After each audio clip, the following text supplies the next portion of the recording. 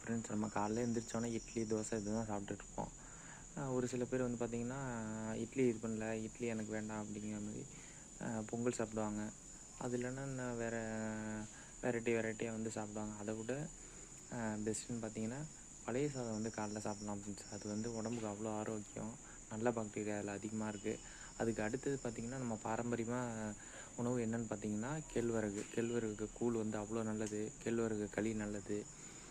கேழ்வரகுல வந்து தோசை சுட்டு சாப்பிட்லாம். இல்லை தோசை, கம்பம் எதுவும் பிடிக்கல அப்படின்னா, நம்ம புட்டு மாரி செஞ்சு சாப்பிட்லாம் ஃப்ரெண்ட்ஸ். அவ்வளோ டேஸ்ட்டாக இருக்கும். புட்டுக்கு வந்து பார்த்திங்கன்னா, தனியாக வந்து கடையில் நம்ம பாக்கெட்டில் கூட வந்து கேழ்வரகு மாவுன்னு விற்கும். அதை வாங்கிட்டு வந்து கூட நீங்கள் வந்து அதை வந்து இட்லி பாத்திரத்தில் அவிச்சு, அதுக்கு அவிக்கிறதுக்கு என்னென்னு பார்த்தீங்கன்னா,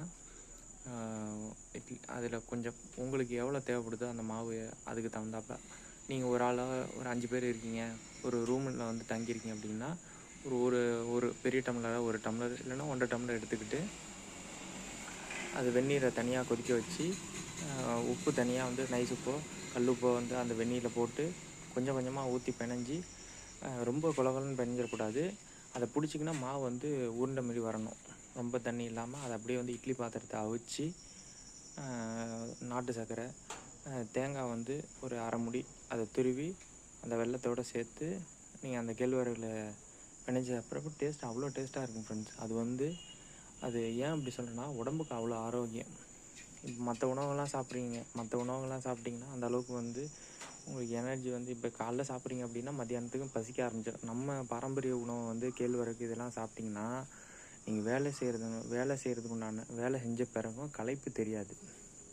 சரிங்களா? அது மட்டும் இல்லாமல் உங்களுக்கு எந்த விதமான உடல் உபாதைகளும் வராது. இப்போ பிற்காலத்தில் எந்த ஒரு வியாதியும் வராது. சர்க்கரை, பிபி, எந்த ஒரு கொலஸ்ட்ரால் எதுவுமே வராது ஃப்ரெண்ட்ஸ். அவ்வளோ நல்லது வந்து நம்ம பாரம்பரியமான சிறுதானியம். அதனால் சிறுதானியம் வந்து கொஞ்சம் ஸ்டார்டிங்கில் வந்து உங்களுக்கு வந்து அதை சாப்பிட்றப்ப கொஞ்சம் வந்து சிரமமாக இருக்குது. என்னடா இது இப்படி டேஸ்ட் இல்லை, ஒன்றும் எதுவுமே இல்லை அப்படின்னு.